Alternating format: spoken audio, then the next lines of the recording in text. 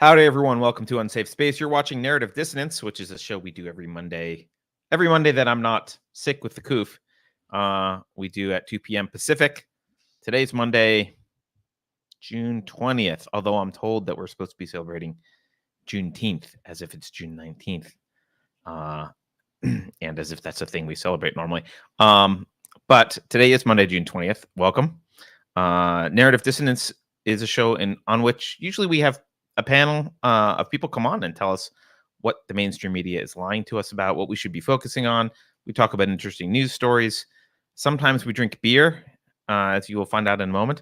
Don't forget to go to unsafespace.com to either watch the show or all of our shows are there, and or just support us there. You can also find us on Utreon, Odyssey, YouTube, Rumble, blah, blah, blah. Don't forget to subscribe. You can follow us on Twitter @_unsafespace. I don't know. I don't feel like promoting anything else. We had a good book club yesterday. It was This Monstrosity, House of Leaves by Mark Danielowski. It was actually compelling, but you have to work your way through it. It was a slog, but it was a good discussion. If you're interested in the book, you can watch the discussion we had yesterday. Alex was the host. It was a good discussion. Keith is at PorkFest all week, so if you are there, I think on Wednesday he's teaching a Liberty 101 session, and his session is called Secession 101 at 6 p.m. on Wednesday, so if you're there, go do that. We have 451 tomorrow with Alex at 4 p.m. And then I don't know if we have a Rebel Civics this week on Wednesday, but whatever. We probably have a Dangerous Thoughts if I get my act together. So that's all the housekeeping stuff this week on Narrative Dissonance. Let's welcome our panelists. First, we'll have Juliet TruthSeeker. I don't know if I should say your last name, Juliet, or you just go by Juliet TruthSeeker. But Juliet, you might know her from her work on Gab, where she exposes what Yuri Bezmenov called ideological subversion in the West, or you may know her from her frequent appearances on the Independence Gang podcast, or here, you can follow her on Gab at TruthSeeker8487. Where is she? Why is she not on screen? There she is. There I am. Hi, Juliet. Hello. It's good to be back. Do you go by, like, should I say your last name? Because your last name's not a secret, is it? Like, you've written fiction books and it's there. I doxed myself. So yeah, I mean, either way, I'm not too worried. We'll pretend it's TruthSeeker Okay. for today. So welcome, Juliet. And Juliet is joined today by Megan Fox, not the one with the toe thumbs. She's an award-winning journalist, broadcaster, and author of Believe Evidence: The Death of Due Process, From Salome to Me Too, and Shut Up: The Bizarre War That One Public Library Waged Against the First Amendment. You can find her on Twitter at Megan Fox Writer, on Gab at Megan Fox, or at PJ Media. Also, by the way, she live streamed, I think, Megan, was it the entire Amber Heard Johnny Depp trial? It was. After about the first week, I missed the first week. I was watching the first week of the trial through the other live streams. And then by like the second week, I was like, nah, I have too much to say. And then I was like, maybe I'll do this for one day. And then it morphed into something ridiculous. And I ended up streaming it 10 to 12 hours a day for the next 4 weeks. Was it 5 weeks long? Is that how long the thing was? 6 weeks. 6 weeks. It was 6 weeks. Yeah. That's crazy. Mm-hmm. It was insane. Yeah. Megan. But fun. Megan has informed me that they did not cancel Corona Beer. Corona Beer does still exist. I thought it was canceled. You can get some at your grocery store today, actually. And I would highly recommend it. That's how up on it I am. He's like, didn't they cancel that with the coronavirus? I'm like, no. Yeah. It was one of those rumors that like I heard and I was like, oh, that sounds dumb enough to be true.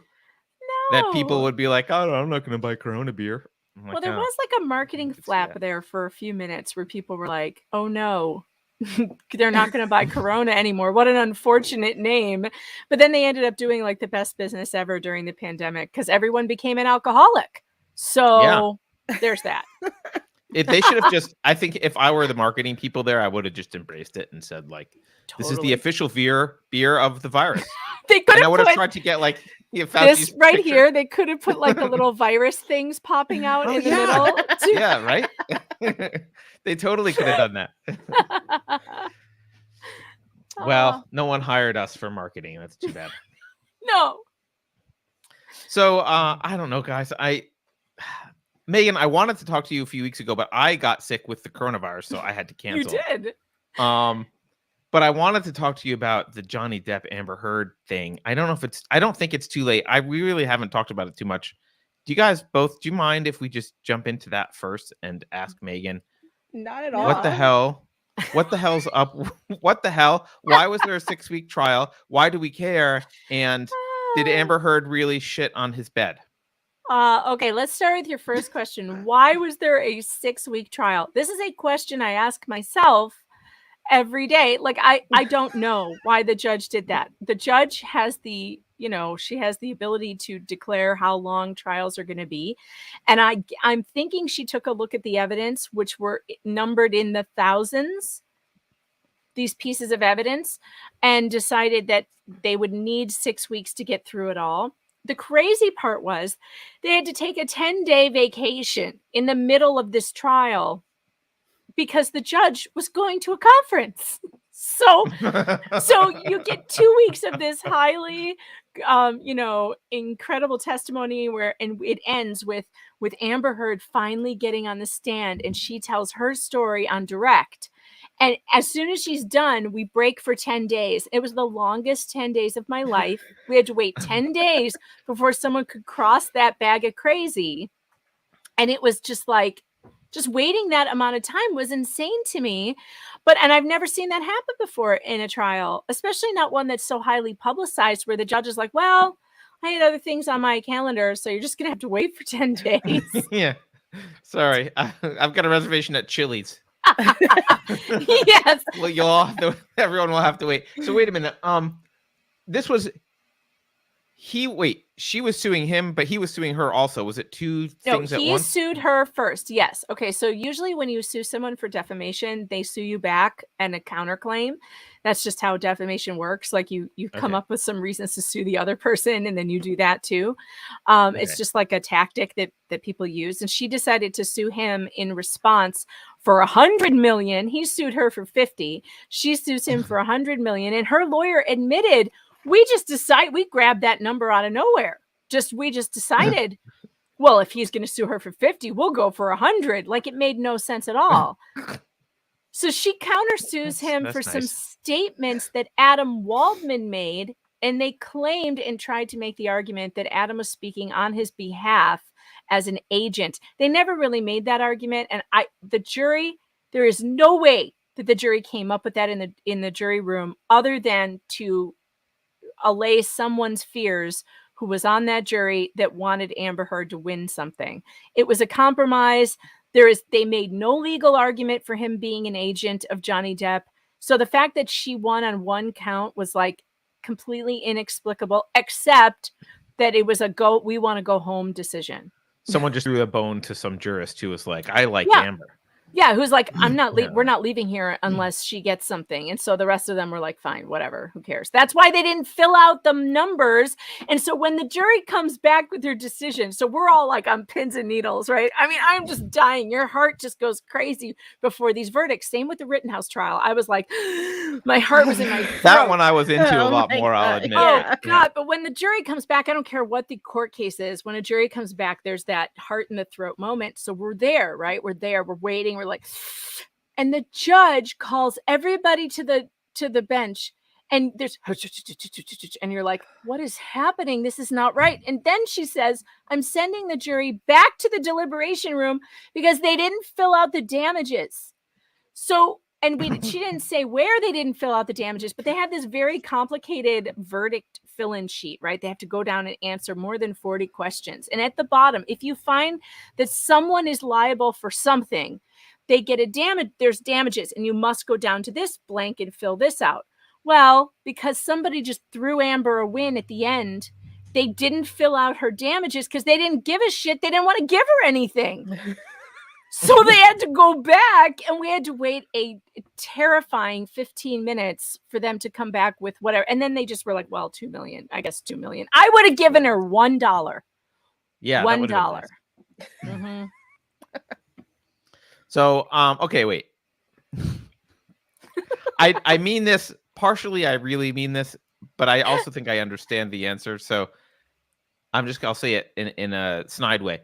Why do we Okay. care about this? Oh. Like why do we care about the Captain Jack Sparrow against some woman who, by the way, I had never heard of, but apparently is. This is why we Here care. we go. Who the hell would write a book like that? This is why we care. We care because women sometimes lie, and sometimes women lie to harm other people, men or women or other women. They lie about rape. They lie about all kinds of things. Not all women, but some women. Hold on, I'm having trouble understanding. Are you saying we shouldn't believe all women? Yes, that's exactly what I'm saying. Do you see the title of this book? See how women is crossed out and how evidence is written in? We need to believe doesn't that make you a misogynist and probably a racist? Okay. I like to throw racist in there just to make sure. Well, you know, one of the scariest stories in this book, because I go through literature and history, finding a bunch of tales of women who lied to put men in prison or have them murdered or whatever, to take their land or property or anything else. One of the scariest stories in here is about the Scottsboro 9. If you don't know this story, it's about a dark time in our history when a white woman could lie about a black man or several black men raping them, and then those men would be murdered by the state. Now, that happened in this country to 9 black boys, the youngest of whom was like 12 years old, when 2 white girls on a train lied about being gang raped by 9 black boys who were just looking for work in the Depression. And they were all hunted like animals, and they were tried and convicted in 3 or 4 days.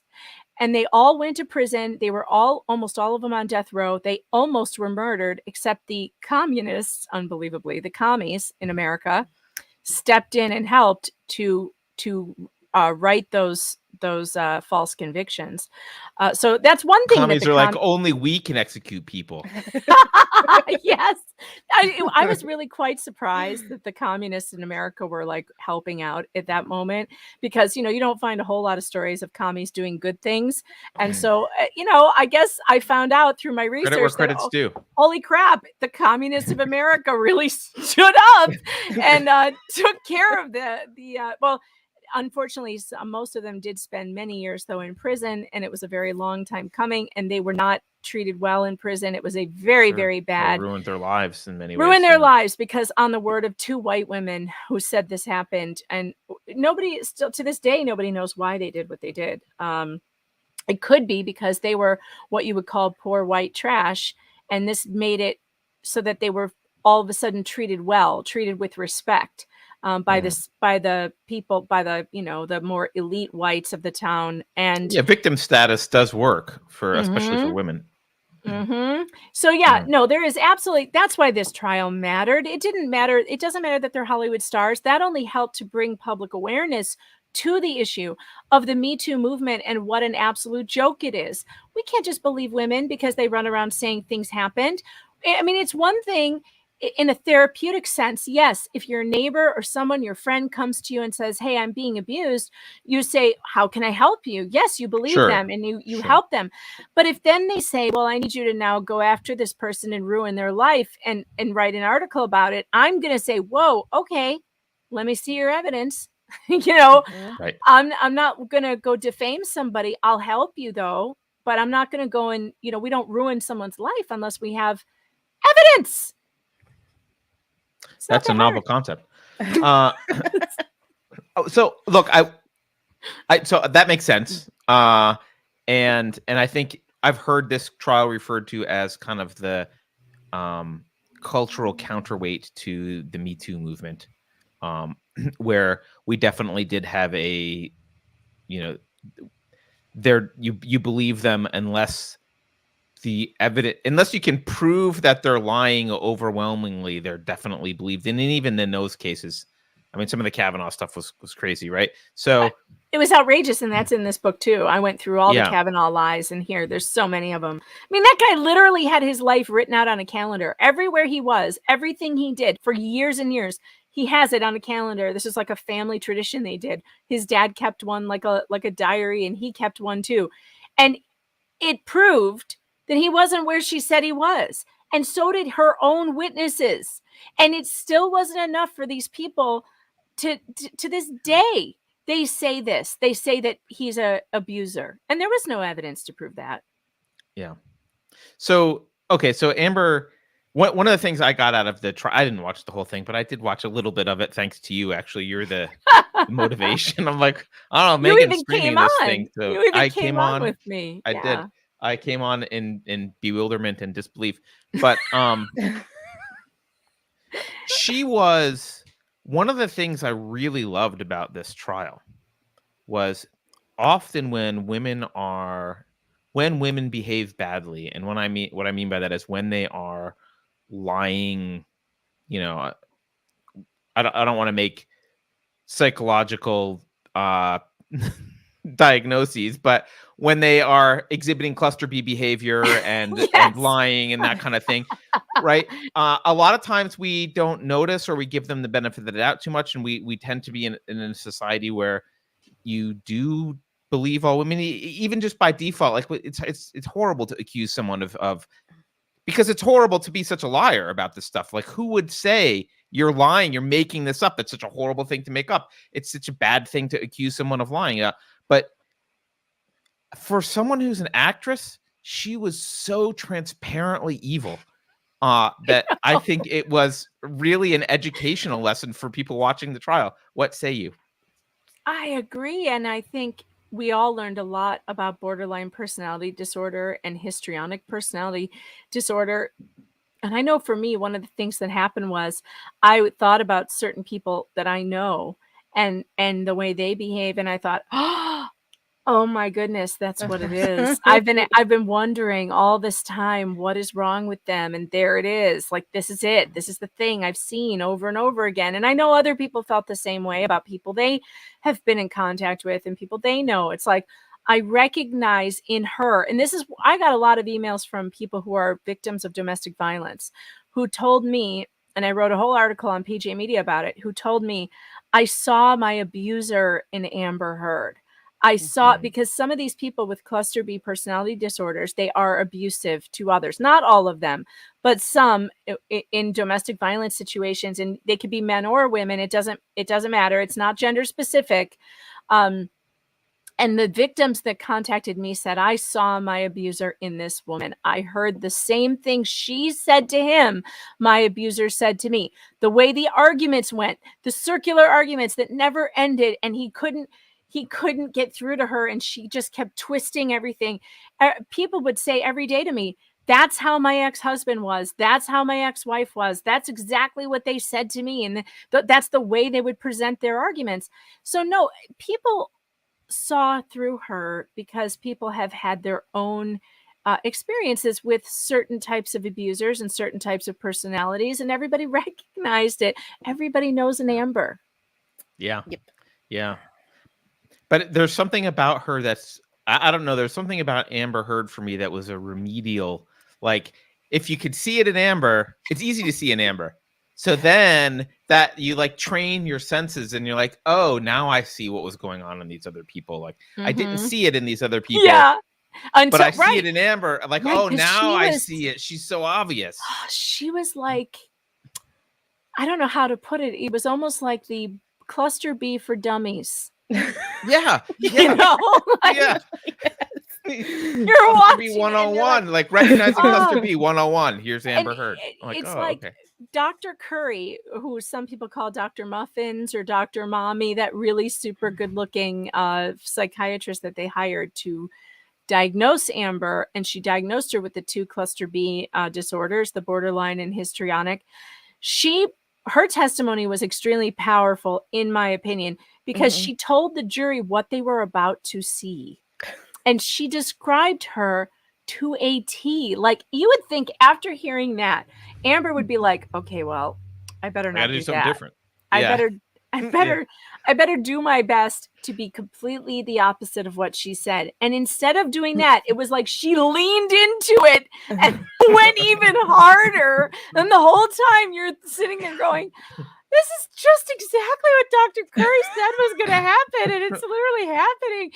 This trial was so made for TV. It's not even funny. I mean, I can't imagine what we're going to do to move on with our lives. I did a live stream again today, still talking about it. We are still talking about it.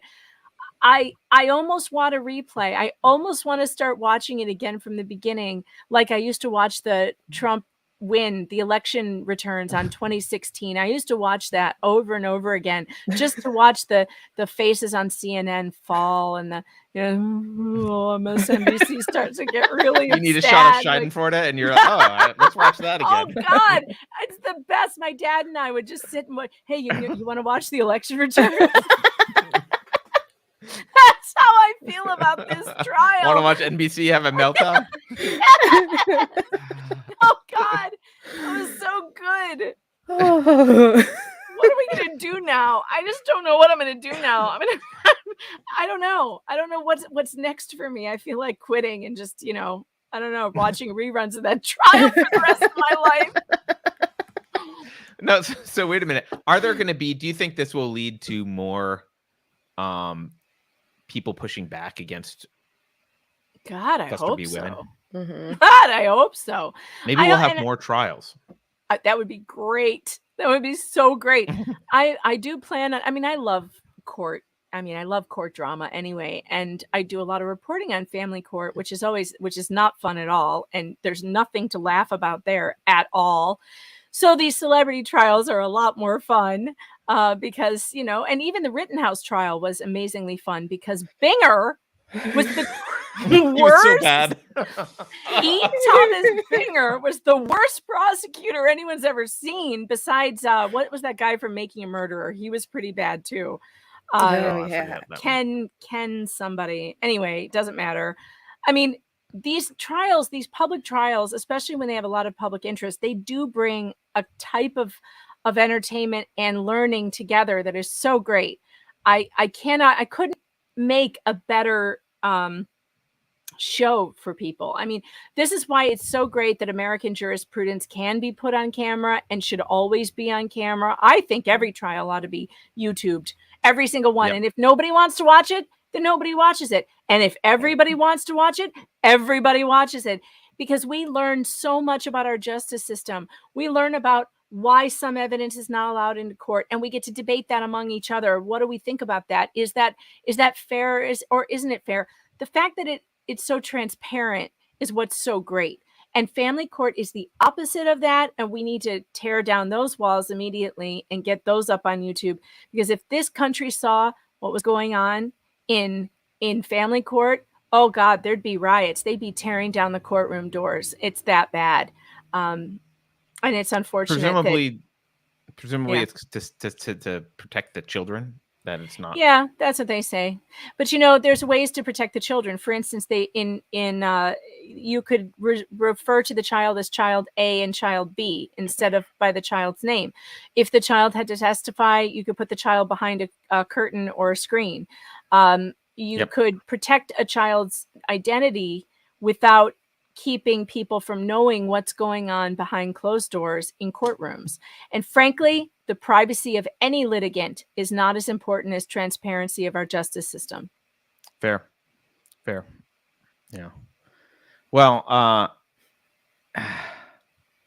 I'm glad that the trial existed. I'm glad that I watched a little bit of it thanks to you. And I hope it is a turning point. I hope it's a turning point. Mm-hmm. Yeah. I think so. I mean, there's certainly a conversation happening now that could never have happened during the height of the Me Too movement, because nobody wanted to say anything against any woman who came out. Now, at least, it feels like you can say, without being shouted down, you can say at least this. Well, maybe we should check the evidence before we ruin someone's career. Yeah, maybe it's true, but maybe we should. But maybe before someone is fired, here's what I think should happen going forward. If you're one of these women who wants to come forward against a powerful man or any man, whatever, take him to court. You can sue him in civil court for this abuse that you say happened. You don't have to go to criminal court. You can go to civil court if the statute of limitations or whatever it is. But go to court. Don't go to the press and expect the press to litigate it for you. And then everyone has made up their minds about someone, and there was no real process of looking at evidence of this is why judges are important and why the judicial system is important, because Amber Heard comes out after the trial and she's found to be a liar. She comes out after the trial now and says to NBC, well, I have mountains of evidence. Here's my giant notebook full of evidence that my therapist notes. Well, the therapist notes weren't allowed in court for a very good reason, because it's all self-reported hearsay, you dumb bitch. Stop telling people that it was unfair when the judge looked at those notes and said, nah, not coming in here. Yeah, she's doubled down. She did not go with her tail between her legs. She has done what you expect cluster Bs to do, which is get angry and double down on the loss. So it's not surprising to me that she's like, I have evidence, right? Yeah. There's a lot of I have evidence when it's not evidence at all. I've got evidence. No, all of her witnesses are either dead or missing. They didn't show up, or they're dead. Her mother's not alive anymore. Jerry, was it Jerry? I can't remember Jerry's last name now, but one of the security guards for Johnny Depp, her only witness, well, he's dead too. Gee, Amber. And then the other witnesses she had didn't show up for her. So, I don't know what to say to this other than you lost. Go away. Stop going to NBC. Well, I think one of the things about a lot of the cluster B stuff is that I don't know that she realizes herself. Like, I think she probably believes that the dead witnesses were on her side, and like believes that those people that didn't show up, like it was, oops, they ran out of gas that day or whatever. Like she usually they believe their own shit, right? They believe their own stuff. So, because it's easier than admitting I am a narcissistic. She might bitch. Believe it. Right. She might believe it, but I gotta tell you, I don't even think she does. I mean, no, okay. No, that's just my feeling on it. I think she knows darn well she has told stories, and she's sticking to them. That's what she has to do now. But I don't know. Is she that sick? Is she that sick that she doesn't know that this is all a pile of total baloney? I don't know. Maybe. But if that's the case, she should be in an institution, locked away from people who, she could harm one day. I'm actually, and this is in all seriousness, I'm surprised he got out of this alive. And hurling bottles of vodka at people could be assault with a deadly weapon. Had that hit him in the neck and sliced his jugular, he would have bled out right there. He would actually be justified in many of states in the United States to have pulled out a gun and shot her dead when she threw a vodka, but the first one at his head. And he would have gotten off in Texas for sure. That's self-defense. And if you are, and in Australia, by the way, there is a crime called glassing that has and that's what it is. Throwing any glass at someone it's called glassing. And in Australia, it's extremely serious, and you can do hard time for it because people have died because of throwing glass.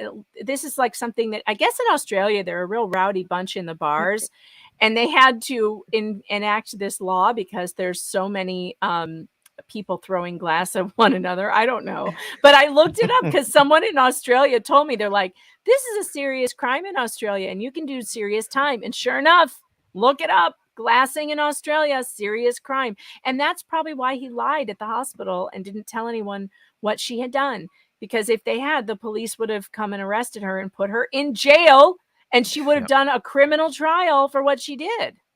Yeah. So he was trying to protect her. I think so. Yeah. Alex in chat, I don't remember where she said this, but she says cluster B women are allowed and enabled by feminism and misandry. I do think that actually one of the issues that we've got is people like Johnny Depp, and I'm not picking on him, but we excuse a lot of behavior. I mean, let's assume that he protected her after the glassing, right? We excuse a lot of behavior, and I think that normalizes that behavior rather than just saying like, look, this person's crazy. This person needs to be, she should have faced criminal charges for throwing a glass bottle at his head. Yep. right? Yep. And Instead of of course, protecting them. when you're a victim of abuse, many victims of abuse, they protect their abusers. And Right. I believe that he probably thought, well, she could be arrested. This could get way worse. She's already in trouble in Australia because of the dog smuggling event. Which, I mean, the story just gets weirder and weirder, right? She's under perjury watch or whatever they're doing. They're investigating her for perjury on several continents now. This woman probably would have gone to jail for this, and I'm sure he was probably thinking, well, that'll make things even worse. She'll never forgive me then either. I mean, look, he stayed with her after that. He was still with her. But what kind of self-esteem do you have to be Johnny Depp and stay with Amber Heard? He was an abused child. It was what he knew. You know, he ended up marrying his mother. How sad is that? You know, his mother was an abuser. His sister testified to it. He certainly behaves like someone who's been subjected to a lot of abuse. And what can you say? Victims need therapy. Victims need help. And having him find someone like her, what a tragedy. And this is, again, a warning to you men out there. If you're going through a midlife crisis and you seem to think that ass over on the other side of the fence seems greener than the grass you have at home, you know, you like that analogy, but be careful, because the wife you have, with the children you have with her, your wife, the wife of your youth, you should hang on to as long as possible, forever if you can, because look at what happened to Johnny Depp. My God. Don't have a midlife crisis and get a new wife. Buy a new car instead. You know, take a cruise. Switch careers. Skydive. You know, take a risk in those ways. Take a healthy risk. Learn a new skill. You know, I don't know. Go to the woods with the guy friends and beat on drums naked if you have to. But don't leave your wife for some hot, crazy girl who's going to cut your finger off and ruin your life. Somebody in the chat said learn to code. or that Yeah, learn to code. That's a thing you could do. Whatever happened to buying a sports car? You know, like the midlife crisis is you're supposed to buy a sports car. You're not supposed to like go get young dumb ass that isn't yours. Yeah. Well, I think there was that, remember the crazy hot scale years ago? Crazy hot matrix. Yeah. I'm very familiar. Yeah. Yeah. I don't know if it's I'm starting to believe that it's just that there's just a lot of crazy, and maybe it's not even necessarily correlated to hot. Oh no, it correlates. High estrogen okay. actually high estrogen levels actually correlate to beauty. So the higher the estrogen, the more beautiful the woman, and also the more crazy they are. Okay, because the estrogen actually makes you nuttier. So that crazy hot matrix is science. You should live it, learn it, love it, follow it.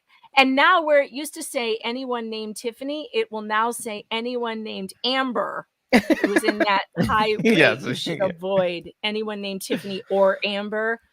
Avoid. Mm-hmm. Or who has a Target tattoo. I don't mean the shopping chain. I mean, yeah. Alrighty then. It totally correlates. The chat is agreeing with me. The crazy hot matrix is real. Oh, it's totally real. Oh, it's real.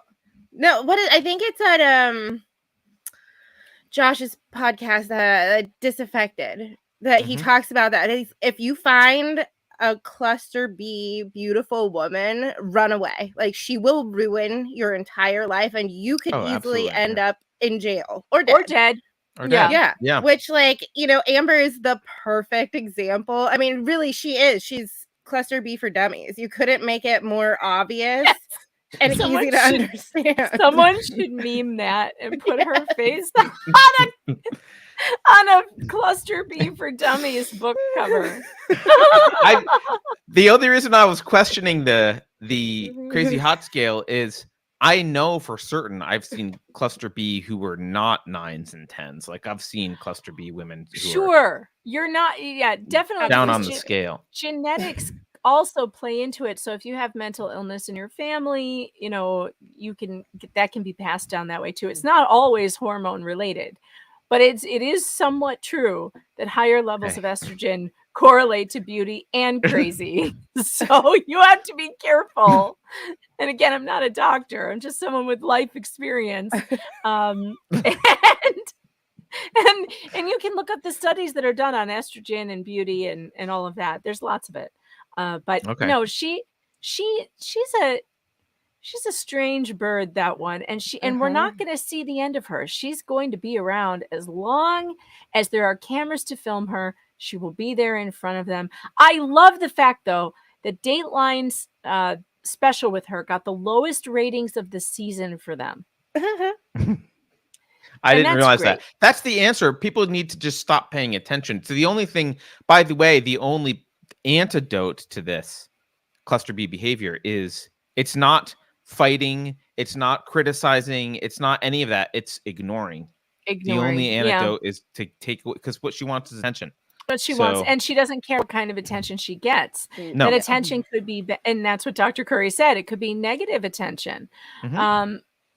It could be any kind of, any kind of attention, doesn't matter. So giving her nothing is better than any of this. But I don't think that she will get many more interviews after the ratings disaster that was Dateline. Now, the chat is bringing up the fact that there are rumors that she got a multi-million-dollar book deal. It wouldn't surprise me. She probably did. And she will repeat those claims in print. But if she does that, she may get sued again. I mean, she's going to have to be very, very careful. I was going to ask that about the interview. She just lost a defamation suit. And then she went on an interview and was like, yes, all of my claims were true. And it's like, well, is that defamation again? Didn't you just redo the same thing that you just know. did? Yes, except here's the problem. So she's basically daring him to sue her again. And how does he do that exactly? Does he want to do that? Does he want to spend another 2 years of his life in a lawsuit with this woman that he really just wants to get rid of and does not want to have a part of his life anymore? He proved what he needed to prove. He proved that she lied. He doesn't need to prove it over and over again. So I don't think he will sue her again. And I think she knows that. So she will continue to double down on crazy and continue saying and writing this ridiculous stuff. But any publisher who publishes it should be very careful, because I might sue the publisher. I might not sue her, but I might sue the publisher if I were him and say, you knew damn well she lost this in court, that these are defamatory statements, and you did it anyway. So you, publishing house, are liable and not Amber Heard. So I don't know. That's an interesting point. I might do that, but I'm not a lawyer. I don't know if that would work either. But you also have to prove that you were financially damaged by the defamation, unless you're just suing for per se defamation, which I guess he could do. But mostly it's damage, financial damage, and he already proved that she damaged him financially before. How could he prove again going forward when he has no career now in the movies? And that was because of what she did before. So I don't know. I think it would be tough to do. Yeah, fair enough. And it's giving her exactly what she wants. I think she would love another trial. Right? Oh, absolutely. Where she could get up on the stand and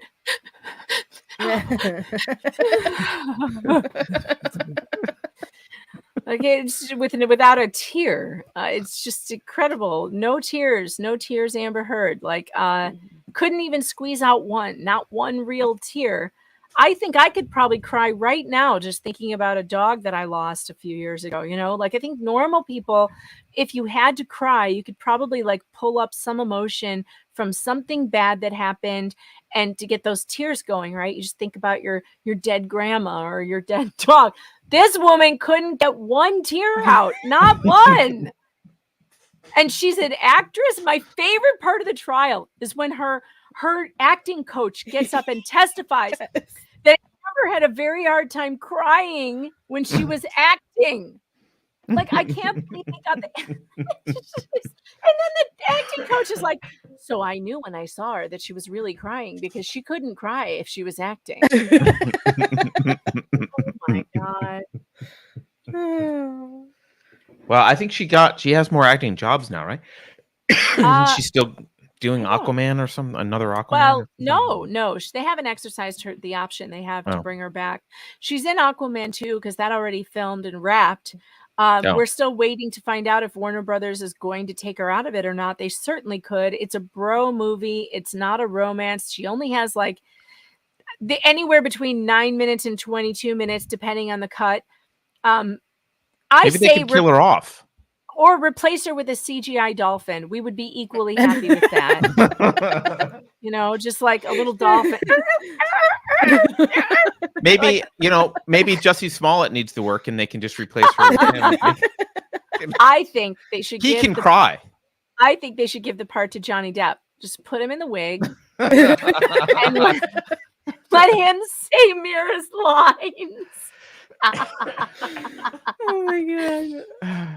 That's an excellent idea. All right. I partly feel like this is frivolous, but I think I'm not going to feel bad about it. It's a worthwhile topic. I got to tell you what happened. So I got 2 letters two threat letters from lawyers throughout my coverage of this trial. One was from David Grabash Shane's lawyer. And yes, that's his official name, David Grabash Shane. Who's that?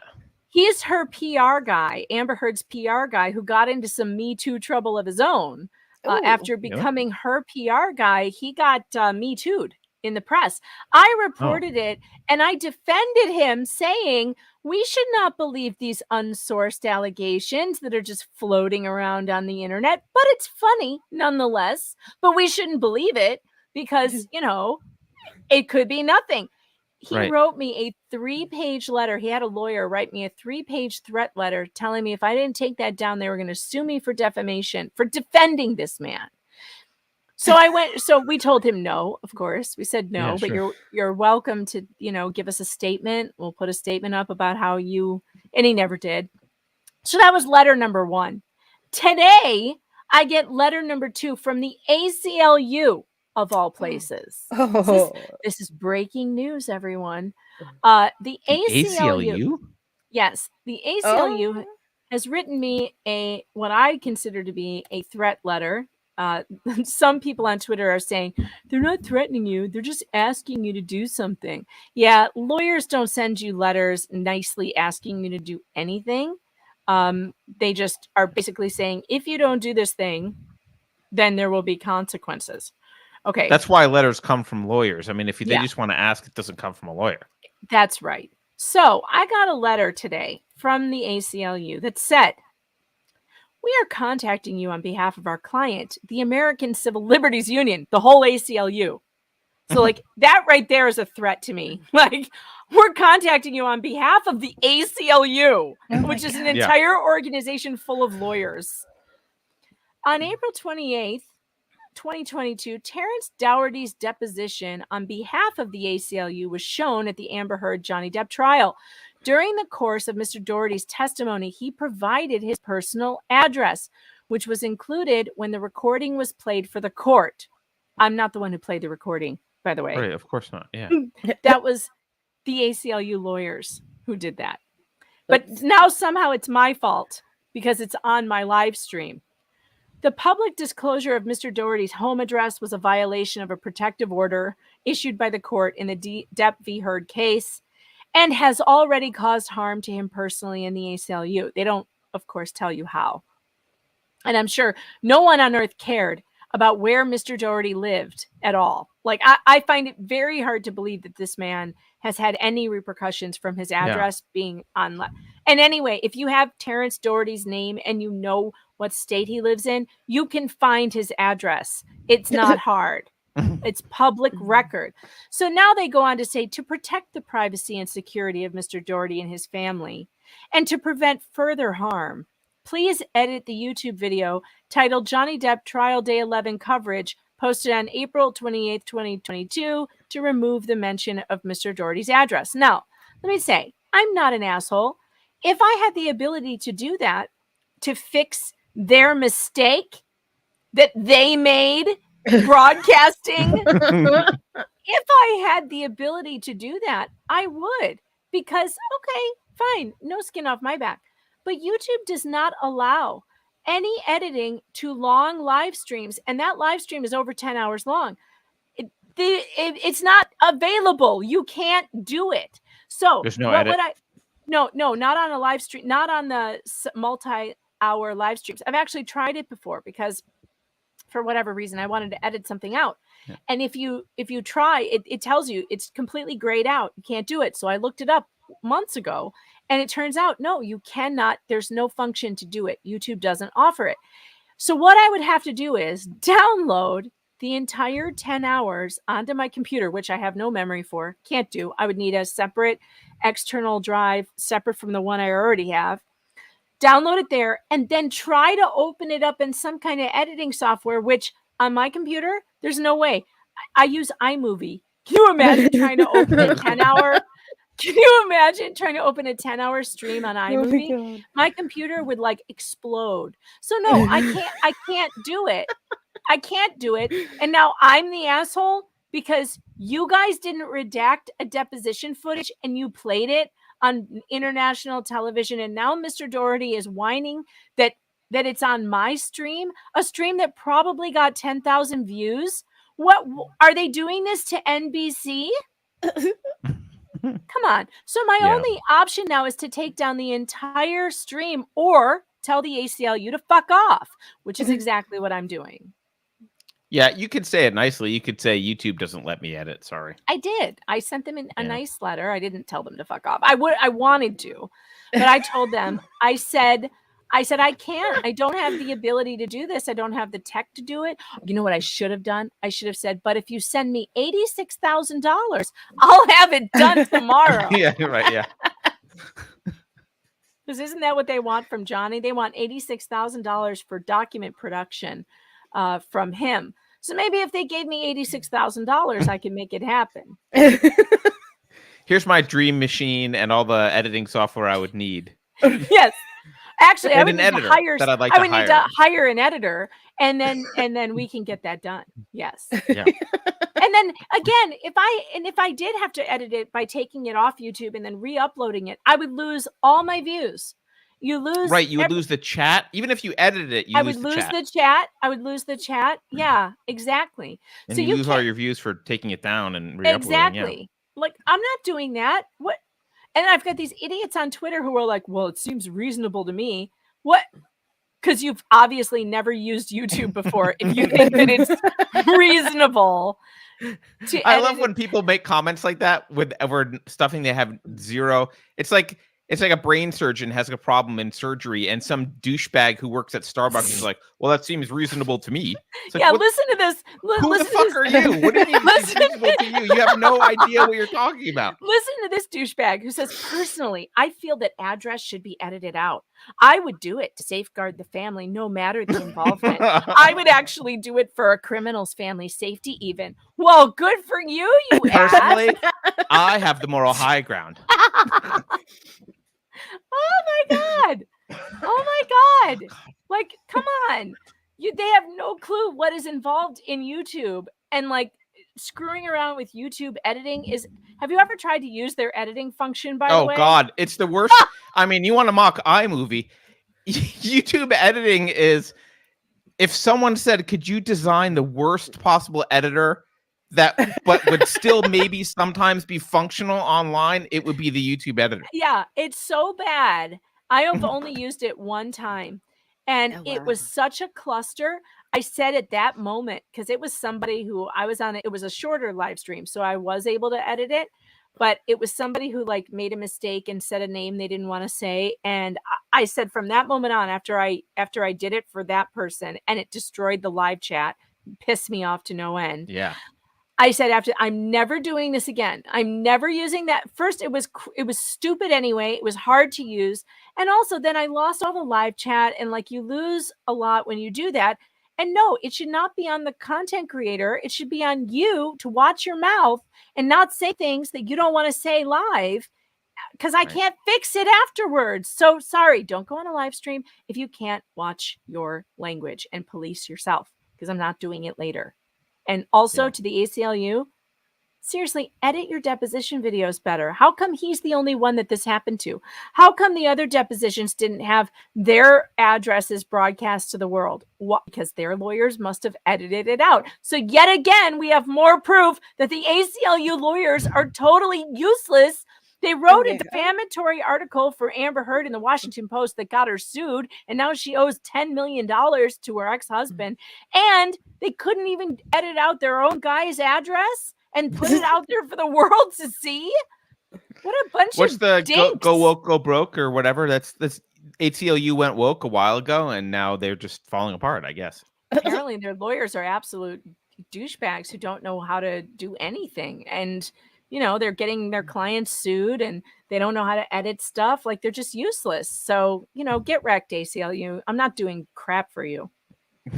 I think you just undermined the nice part of your letter on this live stream. So let's hope that they don't watch this. Well, I don't care if they do. They can. I don't care if they do. How dare they ask me to do this? Knowing darn well, somebody else made a comment on Twitter like, are you telling me they don't have the research skills to look before they ask a bunch of YouTube creators if they could even do this? Like, they could have just Googled it and realized, shit, this can't be done unless we ask them to take down the entire stream. And then they would have realized this is a waste of time. No one's going to do that. No one is going to do that. Clearly, they're not the kind of people that are going to do that, because if they were those kind of people, they would have edited out the address in the beginning. So. Right. I love how it's on me to fix their mistake. So it's my problem that you screwed up. I don't like that, ACLU. Fix your own damn problems. It's not my problem. It's yours. Yeah. All right. Juliet. What besides Amber Heard and Johnny Depp should we be talking about this week? Okay.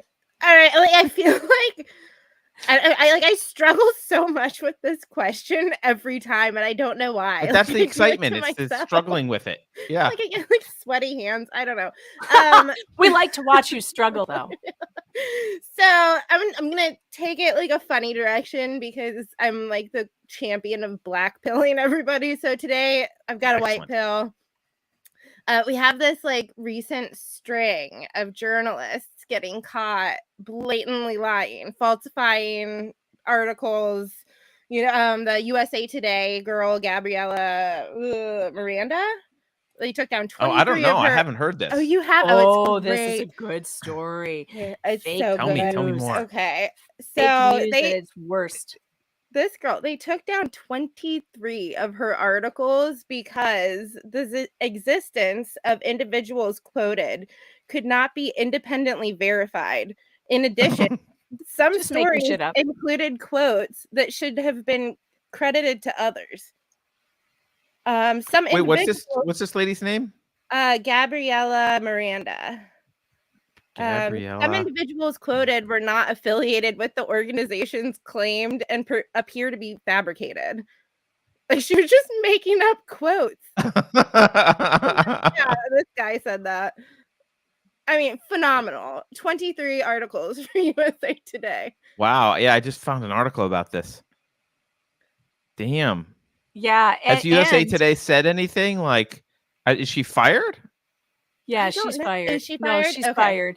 She's fired. This happened, by the way, to the New York Times as well. A couple of years ago, there was another reporter who actually pretended to be on location in like foreign countries, and he wasn't there. So that's ballsy. Oh, so ballsy. So ballsy. This is one of those things that Netflix should make one of those con artist shows out of. Well, there was that movie about Stephen Glass. Remember that movie? I don't know if I saw that. He was a famous reporter. Stephen Randall Glass, former journalist and paralegal. He worked for the New Republic from 95 to 98. Someone made a movie about him. He lied. It's called Shattered Glass. He totally made up stuff. Oh, I need to watch that. I love reporters making up shit. It's great. It's so great. It's great when they get caught.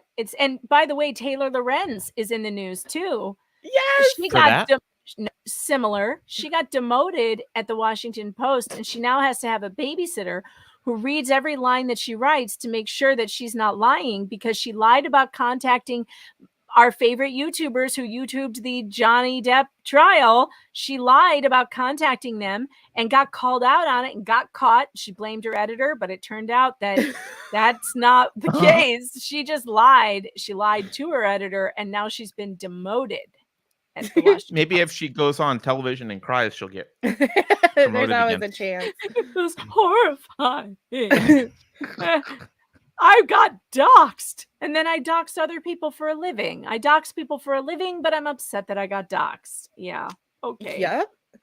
I love Okay, so wait, so- that she did it to legal bites. Like, you literally just lied about contacting a lawyer. Yeah. Yeah. Thought that was gonna fly. There was something she did it to Legal Bites. She did it to that umbrella guy. And Tug's not gonna let that go either. Like, Tug's like, no, you lied, and here's the receipts. I've got it all in my. She lied and said she contacted them, and then when they said no, she didn't, she contacted them, and they have timestamps. They're Afterwards. like, yeah, okay, here's the tweet where I said no one contacted me. Here's her email. It's after I tweeted that out. Like, it was bad. It was real bad. You don't. I thought millennials were supposed to really intuitively understand how tech worked. You would She think. says it was all her editor's fault. That's what she said.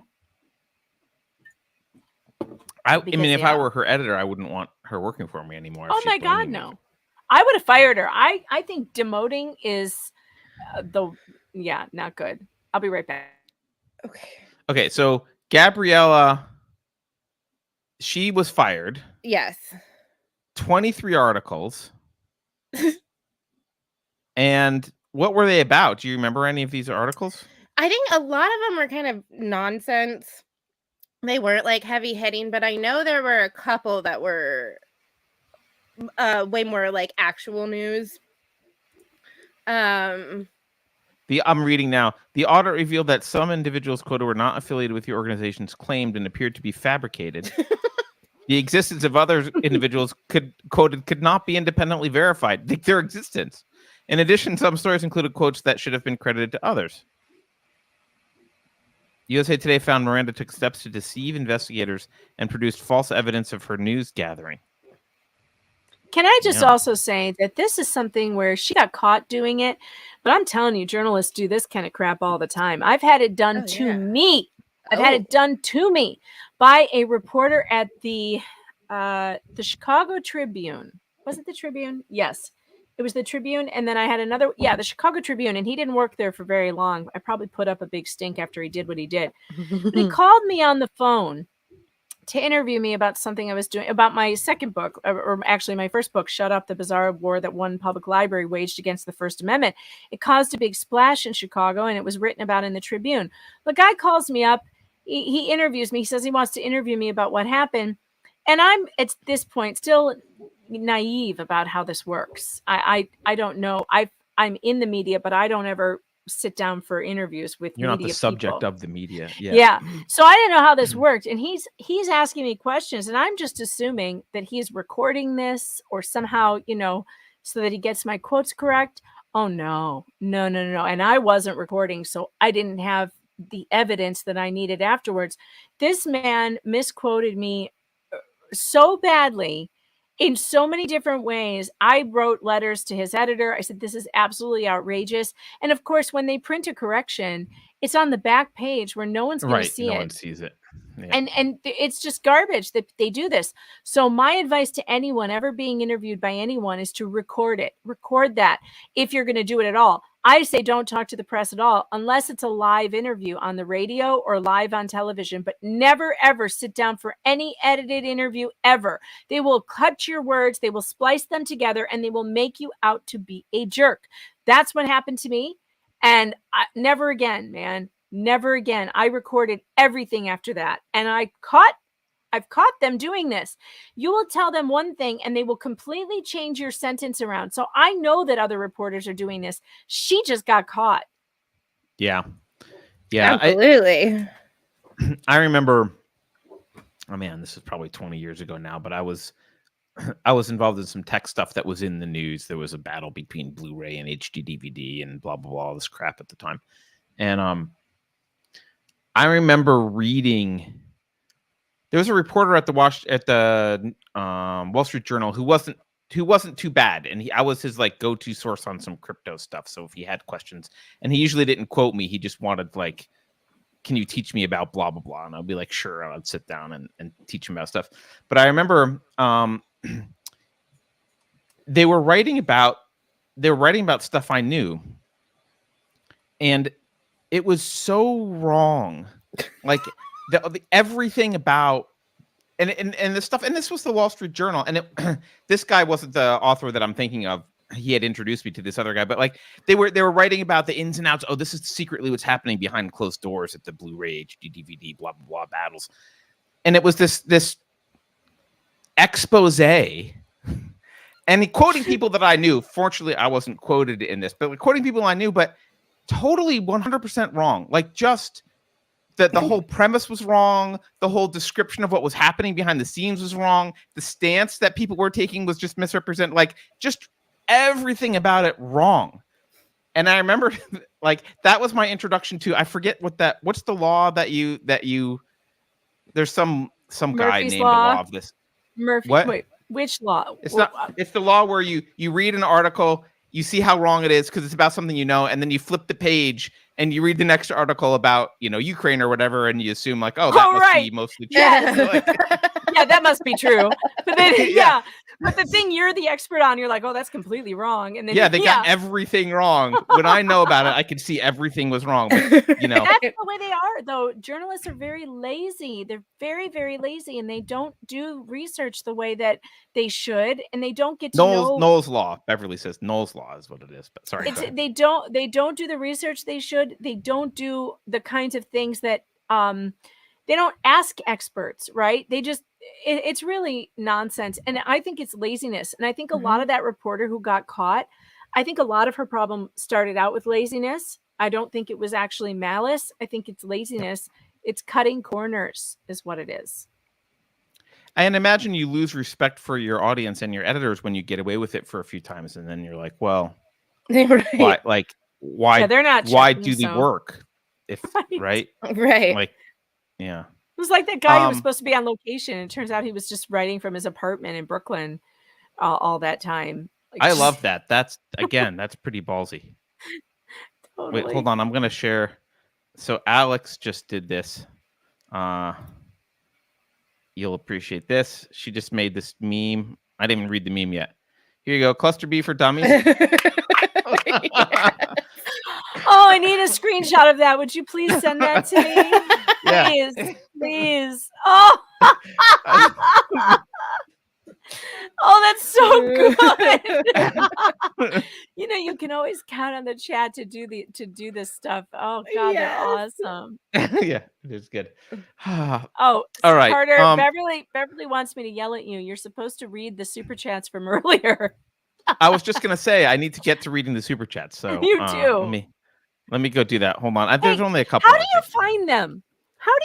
Because if I don't get them while they come, like every time as they're coming, I can't find them. I have a piece of software that I wrote that saves the super chats forever. I have them forever. I can scroll back to 2 weeks ago. How do you do that? I'm intending to release this piece of software to let other special people use it. I haven't had the time to do that, but I will release it. I need this clearly. I know. Several people have said like, I want that thing. The thing that I can't do is I can't put them on screen. I can find them, but as long as you can find them and read them, that's all that matters. Yeah. All right. So the two that we missed. The two that we missed is one is from Mo, who says the commies did it to groom them for black liberation movement. Look at that. Beverly found that one. Look at that. All right. He's talking about the Scottsboro 9. Yeah. Well, I don't know. I guess at the time, look, sometimes there's a time for everything. And maybe at that particular time, the values of the Commie Party USA just happened to be what was needed. I find it hard. I find it hard to even say that out loud. Like my tongue's getting caught in my mouth. Like the communists did something worthwhile. But I can't lie. It is what it is. They were the ones that stood up against that. So you got to again, this is hard to admit. There are well-meaning commies. That's true. And sometimes they do nice things. That's true. And there are people who really truly believe in it, and they think that, you know, they're for the underclass and the working people, and they really believe that this will help their plight. They don't understand the wider context and the inevitable end, which is starvation and mass killings. And no, not every communist or person who believes in the, you know, communist ideals is a murderer or wants to murder people. I knew a guy once who was in the Commie Party USA, and he was an absolute blast to be around, and he was really fun to talk to. And I had a wonderful conversation with him about just criminal justice reform. Some of what they have to say means something and is actually valuable. That doesn't mean that I would ever in a million years sign up to be a commie, but you're right. Not all of them have bad intentions. Most SUs being a smartass. I think we only have one other super chat that we missed, which is from Silverlock, who says, "Glad to see Megan and Juliet on again." Yay! Hi. Yeah. So Beverly's freaking out that I'm not doing super. It's only 2 super chats. She's on top of it. She wants you to know. You need to do your job as the host here. Do not ignore the super chat. She's right. I know. She's right about that. I know. I did a poll. I did a poll in chat. It's been going for the whole show. Let's go see what the poll is. Let's go see what the answer is.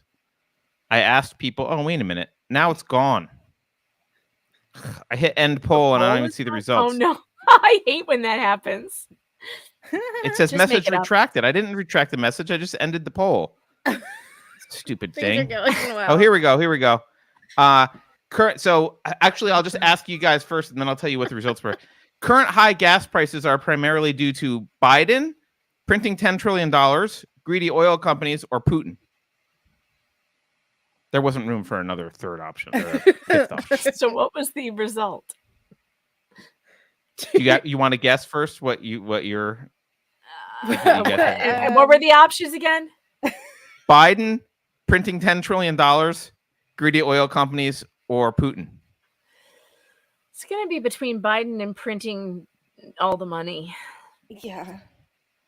I mean, personally, I thought it was Putin because that's what they tell us every single day. What? No, it's clearly Biden. Not the guy who shut down the Keystone Pipeline. What? Yeah. So Biden wins. You're right, Megan. Biden won with 65%. Printing $10 trillion came in second with 24%. There you go. But really greedy oil companies beat out Putin. Even greedy oil companies got 7%. Putin only got 2%, but here's why I'm confused. Did you guys see this letter from the White House? I don't know if maybe you can't see it.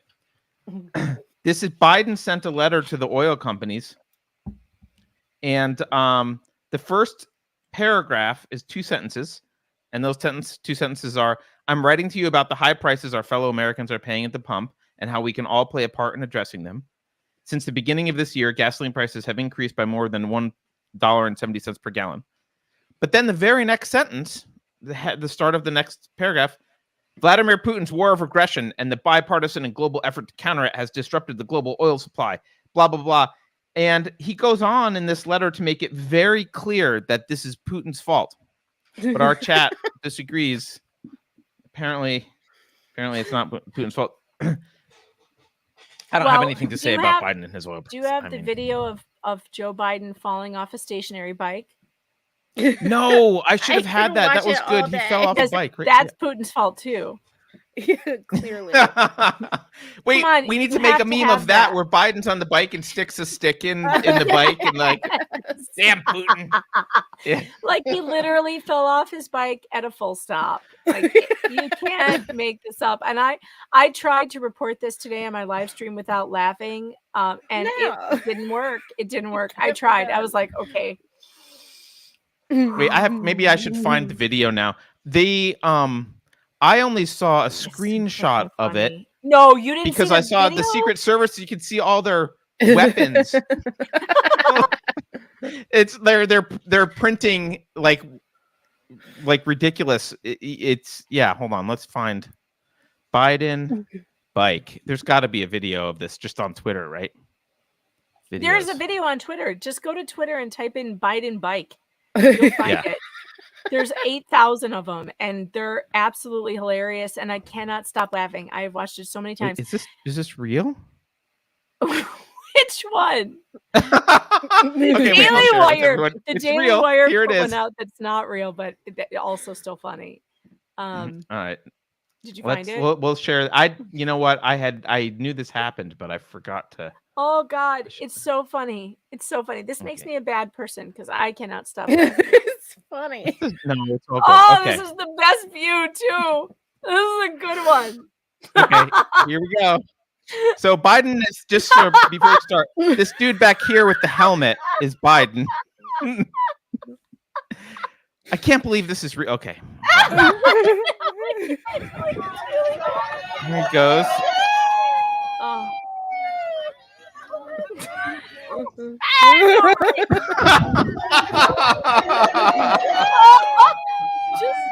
just let it play. Let's see it again.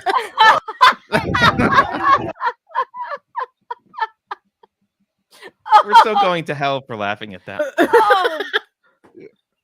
Oh, that's good stuff. Oh, and there's a really funny meme of Trump hitting the golf ball, and the golf ball hits him and falls off his butt. Yeah, that was the first video I saw. Was that one? Where's that? Play that one, because that one's. All right, here I'll find that one. Hey, this is the Unsafe Space podcast. You know, we're allowed to laugh at this stuff here, I think. Oh my God. How could anyone watch it and not? Juliet's crying. How could anyone watch this and not laugh? If you don't laugh, falling up the stairs, like I just saw that again for the first time recently, and I couldn't. That's a good one too. All right, here's Trump playing golf. I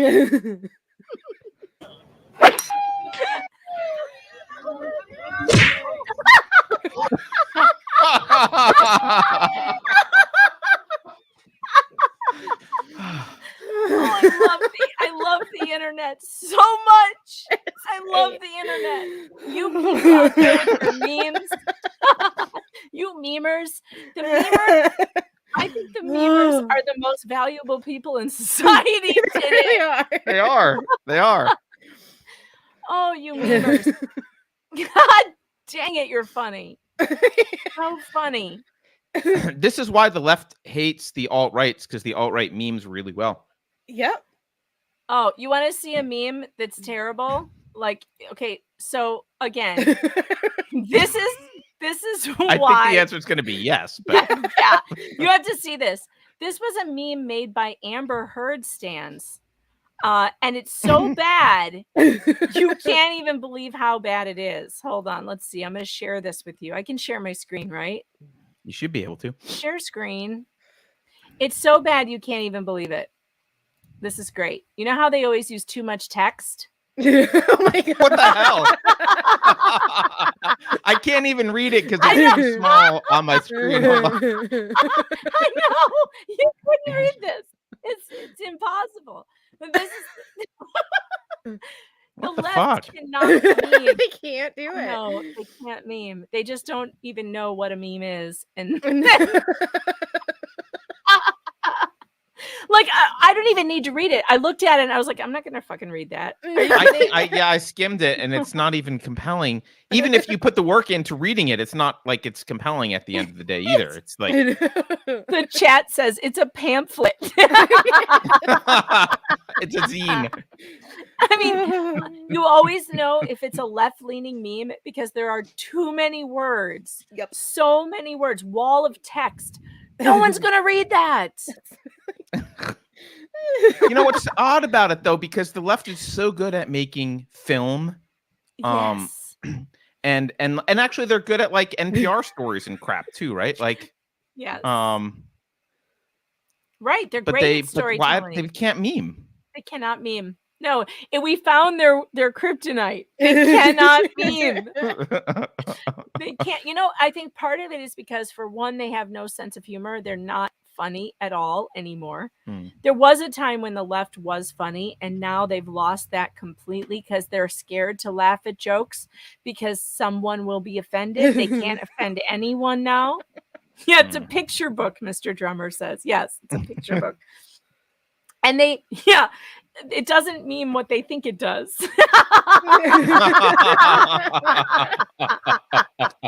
Oh, that was funny. Your chat's funny.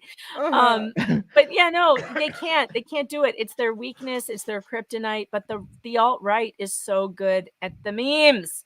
You memers out there, you are my favorite people ever. I will probably never have more fun than I did following Capture the Flag seasons 1 through 4 on 4chan. Do you remember this with No. that idiot? You didn't see this? Oh my God. So Juliet, do you know what she's talking about? No, I'm excited though. How is it possible you don't know? Who's that idiot? Who's that idiot in Hollywood who had that art display called "You Will Not Divide Us"? What's his name? You don't remember this? And now I'm in a blank because I don't remember his name. He's a chat. Help me out. Who's the idiot Hollywood star that did the? He will not divide. Oh, Shia LaBeouf. Shia LaBeouf. You don't remember? Was this the one where he had the thing and they found out where it was Yes! really quickly?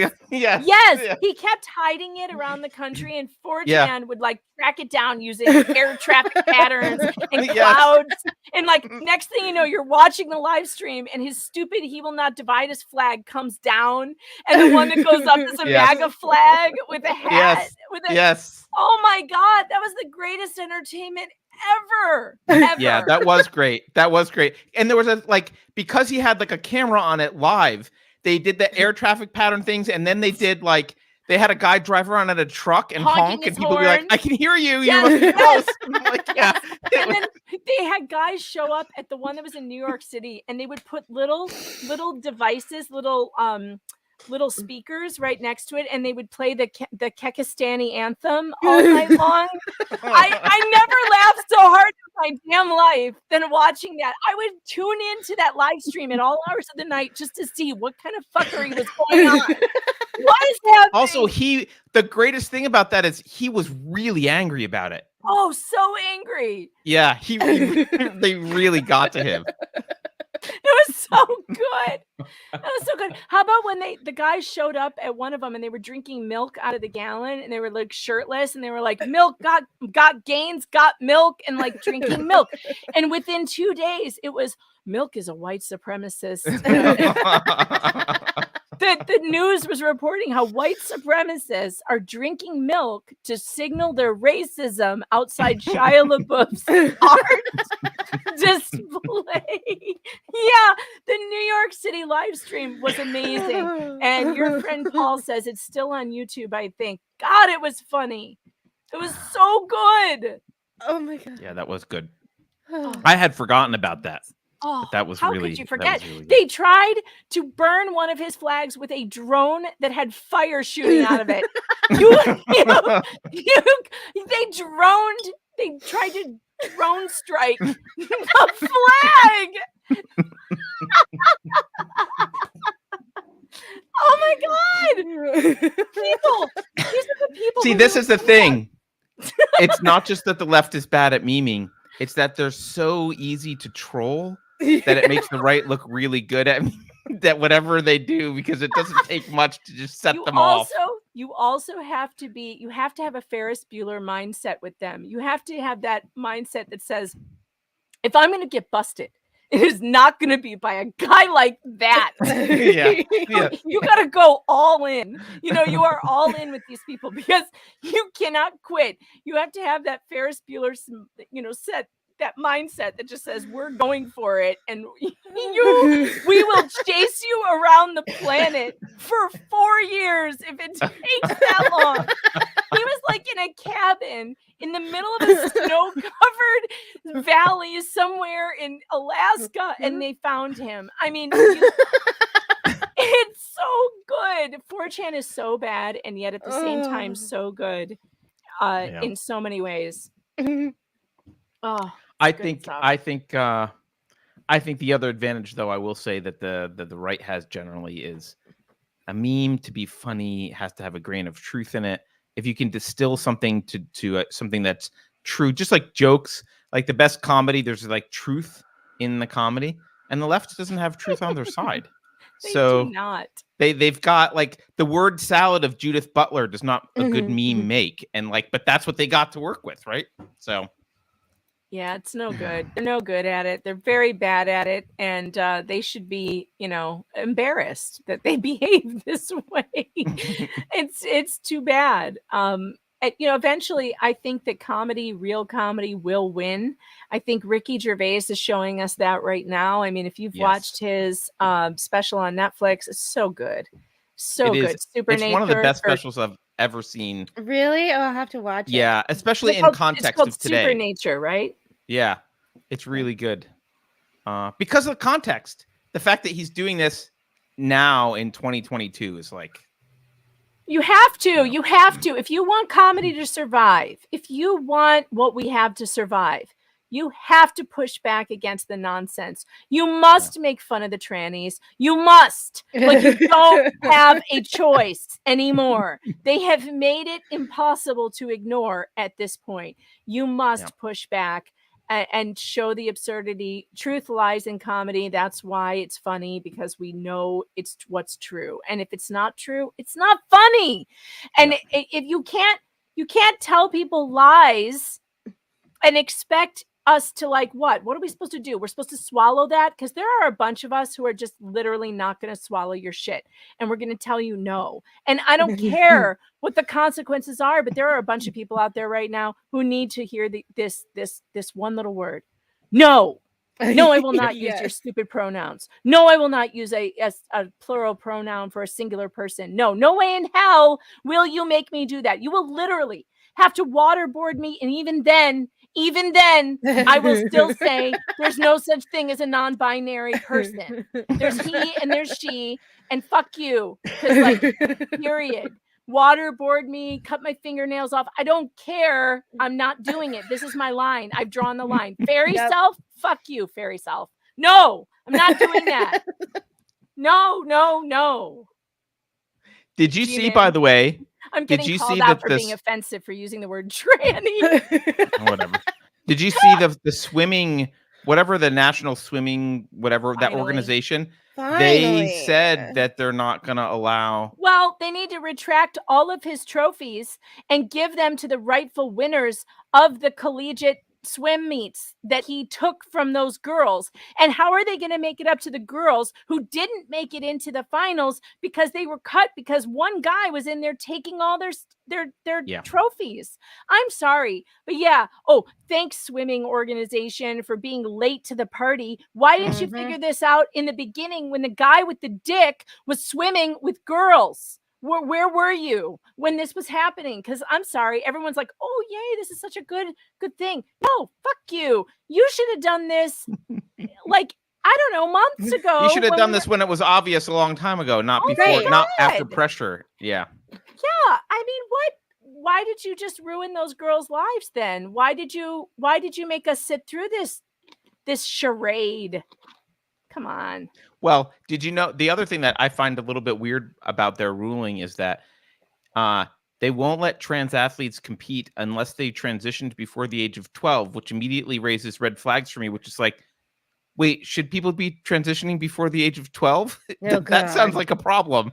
Yeah, and now they're encouraging kids to transition before they hit puberty or they won't be allowed to be in sports. Frankly, they should say no biological males are allowed in girls' sports, period. End of story. It's not just about puberty.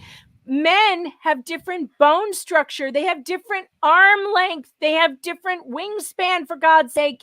They're a lung swimmer, capacity, muscle mass, lung capacity, like bone density, all of it. Yep. You don't have to go through puberty to still have those things. Now, the only good part about this, and this is going to sound harsh, but I'm just going to say it because it is the truth. If you're a kid, everyone in the stream just got very nervous. Yeah, we're ready. I saw your face, Carter. You were like, oh shit. I get it. This is going to be great. I'm here for it. Let's go. No, here's the truth. If you are one of these kids on puberty blockers, you're not going to be strong enough to compete. Period. Right. It's going to lower your bone density. It's going to make you sick. It's going to make you weak. And so you're not going to be you're not going to be performing at an athletic level that even the girls who are not on those kinds of drugs are performing at. And that is the thing that is so sickening, that doctors would put children on these things that harm them. And then try to blow smoke up my ass and tell me that they're doing good things for these children. No, you're not. You are causing them to live a life full of problems. They're going to be patients forever. They're going to get osteoporosis before they're even 30. They're going to have crumbling bone problems. They're going to lose bone density. They're going to have no sexual function. They're going to be sterile. It's an outrage. It will be looked on in 100 years like that we look at the lobotomizers now. Mm-hmm. Yes. I agree. Except it'll be worse because we didn't lobotomize kids. Yeah. Well, the Kennedys did. Oh. Remember Rose Kennedy? No, Rose Kennedy was a teenager who, in the Kennedy family, who was a little out of control and liked the boys too much. And so when she was about 15 or 16 years old, they had her lobotomized, and she lived the rest of her life in an institution because they botched it. Well, how do you not botch a lobotomy? Okay. Yeah, they took away a botched lobotomy or a successful one. I'm not sure. She was a perfectly normal teenager until they did this to her, trying to keep her away from the boys, and they took away her ability to speak and function and walk, and she spent the rest of her life in an institution. So that literally really happened, and that's just one of those Kennedy family things, and everybody just gives them a pass for torturing their own kids. I don't know why. That terrible. And Mary Jo Kopechne, I guess we just don't care. And murder. Yeah. We just don't care when it's the Kennedys. They're the Kennedys. They're allowed. American royalty, there are perks. There are perks. Let me read a couple more super chats. These are easy. Your friend Paul says, "Good show." Thank you, Paul. Mm-hmm. And G-Man says, "I'm just glad Biden didn't hit his head when he fell. Otherwise, he might not be fit to lead this country any longer." Wait, did Great you guys point, see? G-Man. I mean, did you see his reaction later in the day when somebody asked how he was feeling, and he did the weird little hop, jumped 3 times. He was like, "What does that mean? I don't know. I don't understand." My daughter is 8 months old, and she does that when she's excited. She He jumped 3 times. Like, look, I can still jump. I'm good. Like, oh God, China's watching. I know. How is this man? He's the most popular president in the history of our country. The most popular. Right. Mm-hmm. Obviously. Okay. I call him President Asterix. I don't know. I mean, a lot of people I know call him President Houseplant. After the bike accident, he's now being called President Faceplant. Either one works. I think it's super embarrassing that the leader of the free world can't get off a bicycle properly. But what do I know? You know what? If it was one thing, I would forgive him. But it's the totality of the experience of Biden. It's always something like this, right? It's the inability to speak. It's falling upstairs. It's falling off stationary bikes. It's like it's not one gaffe. It's not one awkward moment. It's a string of awkward moments constantly that we're watching, and we're kind of forced to be watching. It's so bad. The thing. The thing. The thing. Yeah. No, Joe, I don't know the thing. Which thing? Could you tell me? The thing. Man, we're just waiting for him to make his next big gaffe. I mean, he's been known as the Gaffmeister for a long time. The gaff maker, Senator Gaff. I mean, this has been going on since Rush Limbaugh was still broadcasting years ago. Joe Biden has never been a loved character in America. And to listen to them tell me that he's the most loved president ever, I'm just like, Am I high? Did someone slip me some LSD?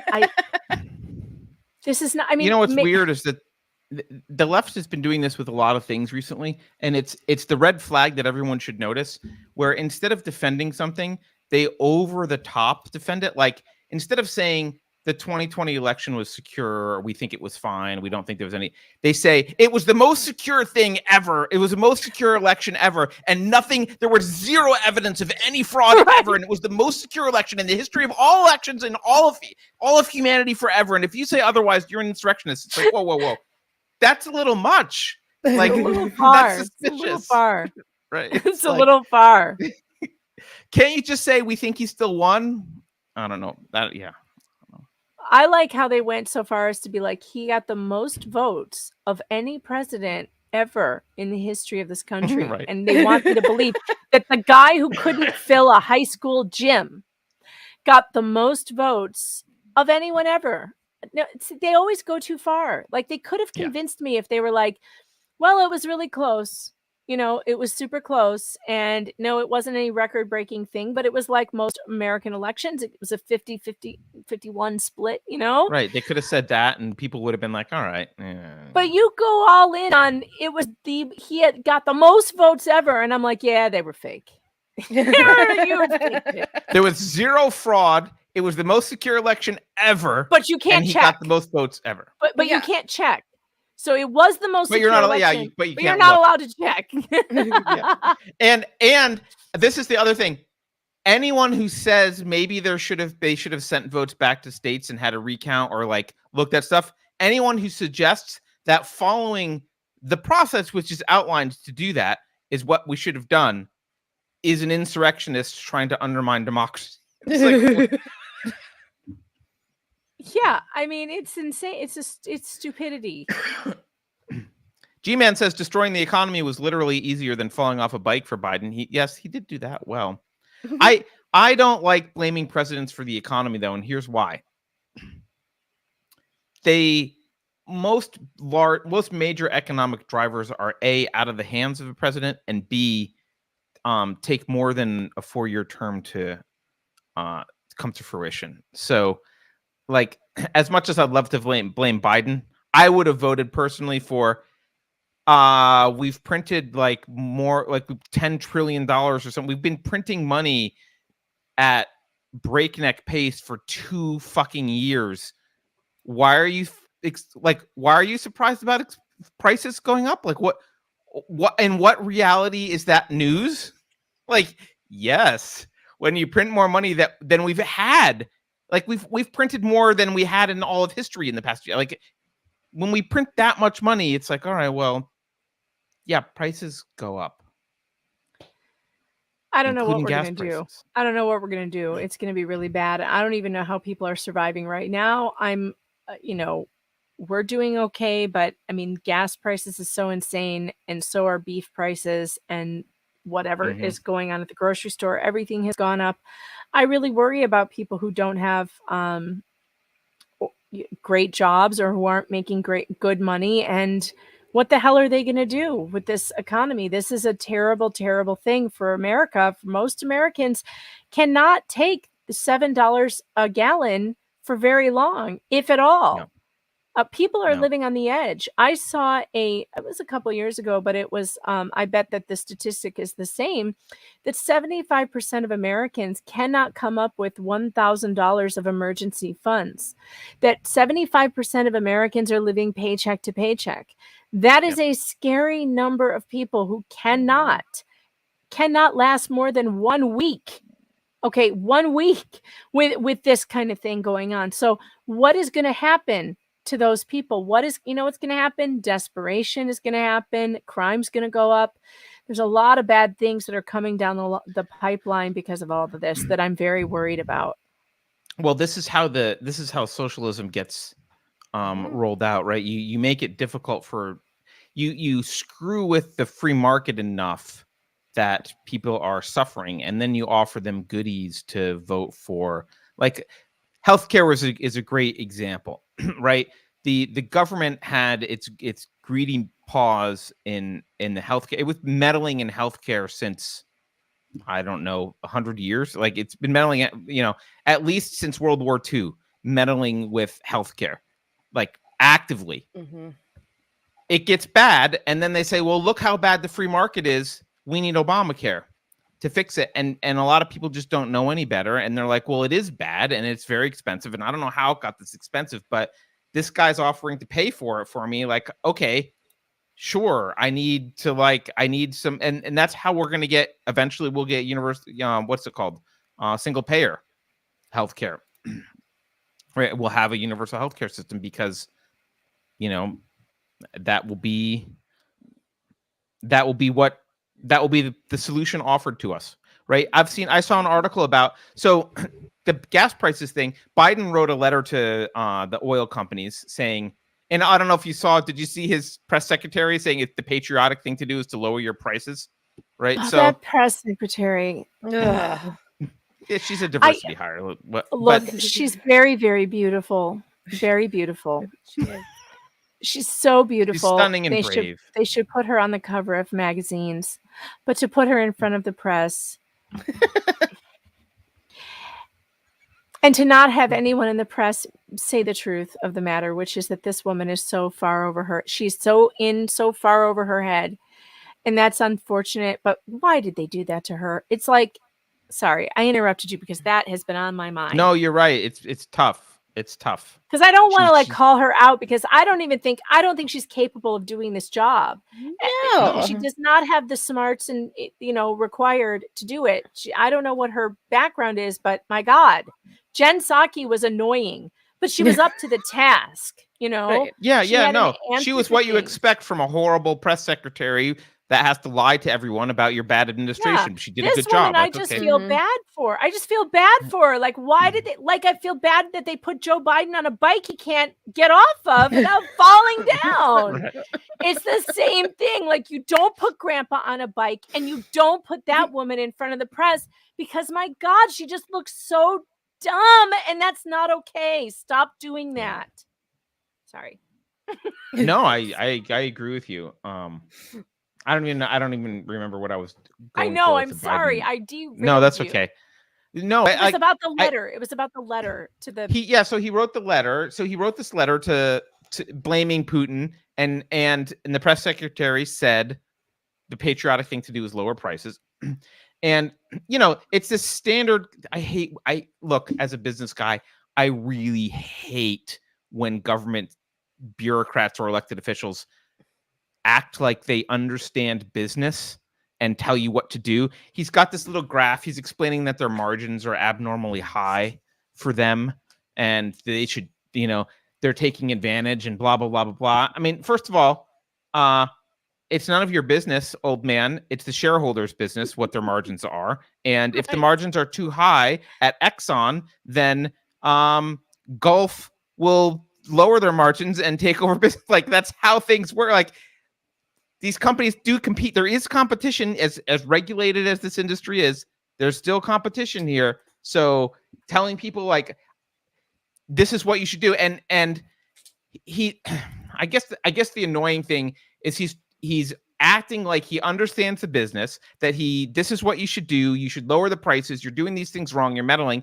They responded with they all responded, including ExxonMobil, with letters of like, look, dude, like, you're not letting us drill. You got to supply China. Like, blah, blah, blah. We can't build pipelines. Like, they've got a whole list of things. And if I were these oil companies with the instability and the unpredictability of what the hell the Biden administration is going to do, I would be ratcheting up my margins as high as possible to make as much money as I can right now, because I don't know when I'm going to be in a desert soon, like an economic desert soon. This is like, I've got to survive. Why does nobody hold him to account for shutting down our oil production? We were energy independent when Trump left office, and now we are not. And that is his fault, because on his first day in office or second day in office, he's shut down our oil production. And where is the media in holding him accountable for that? How do they manage to make it look like that has nothing to do with the rise of gas prices in America? I'm tired of this, and I have to go. I think Putin did it, though. I don't think you understand. I have to go and feed them. No, according to this, it's Putin. It's Putin's fault. Yeah, well, that's what he says. How much longer are we going? I have to go feed them dinner. They're starting. No, we should go. We should go soon. We should be drawing to a close. Okay. So children are hungry. Children are hungry. Juliet, what are your final thoughts? I don't know. So at this moment, with like the news cycle and everything, I've just reached, I think like maybe it just finally like the stress got to me, and now I'm just looking for funny stuff. Like I just need the funny stuff. Like I need Biden to fall off bicycles. Well, that will definitely happen again. Don't worry. I need Matt Walsh to catch the Rolling Stone writing a hit piece about his documentary when he can see they didn't watch it. 0% or 11%. Like they didn't even watch it, but they wrote a scathing article. Like I need these like little wins. But how about this one?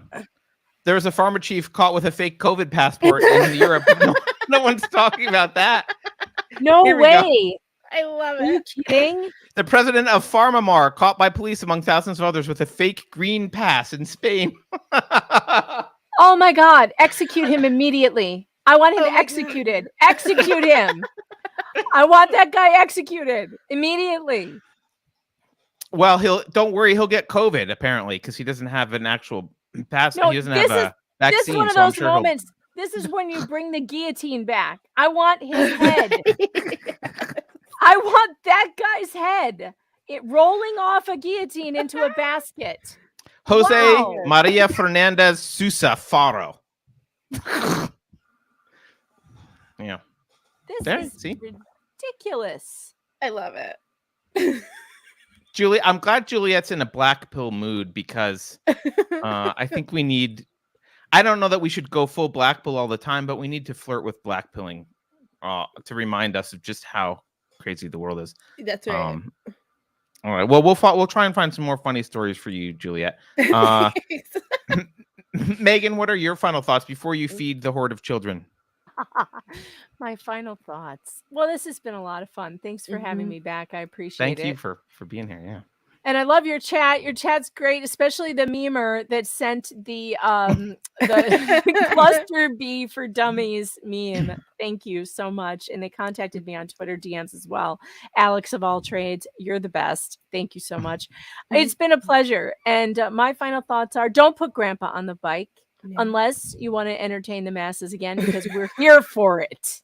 We're here for it. President faceplant forever. Yeah, I wonder how good he is at gymnastics. Let's get him on the high wire next. Why don't we do some trapeze? Yeah. How about why doesn't he show us how fit he is by doing the high flying trapeze? That should be fun. Yeah, that's what I would like to see that next. Me too. All right, well, thank you both for joining. This has been a great show. This has been a fun, casual show, and you're both great to talk to, and I'm glad we had some laughs at Amber Heard's expense. So thank you. And yeah, I'm sure we'll have you both back at some point. So appreciate it. Thanks, Carter. Thank you. Everyone else, thank you for watching. Alex will be around tomorrow for 451 Degrees.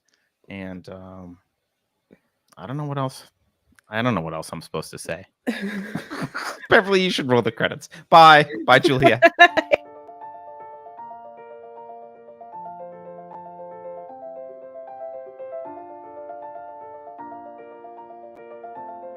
Thanks for sticking around until the end. If you're new to Unsafe Space, check out our deep content library that includes discussions with everyone from James Lindsay to Brett Weinstein.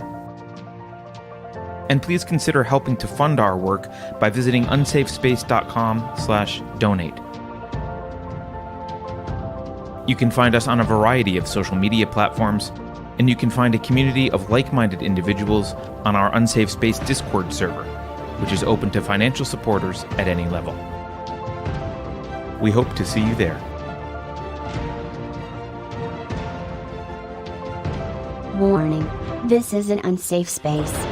Dangerous ideas have been detected. The content of this production does not meet WHO health and safety standards. Please report to a United Nations Sanitization Center immediately. Association with the following individuals is strictly prohibited. Experts who benefit from printing money agree that printing money does not cause price inflation. Trust me, just 2 more weeks to slow the spread of monkeypox. If you think about it, no one should be allowed to express opinions. But don't. Think about it, I mean. That's not your job. Thinking has been scientifically proven to be less efficient than compliance. Science, scientific, and scientifically are registered trademarks of the World Economic Forum. Unauthorized use is prohibited. Computer voice courtesy. Never mind, that last line is fake news. Please disregard it and return to your safe space immediately. There will be cake.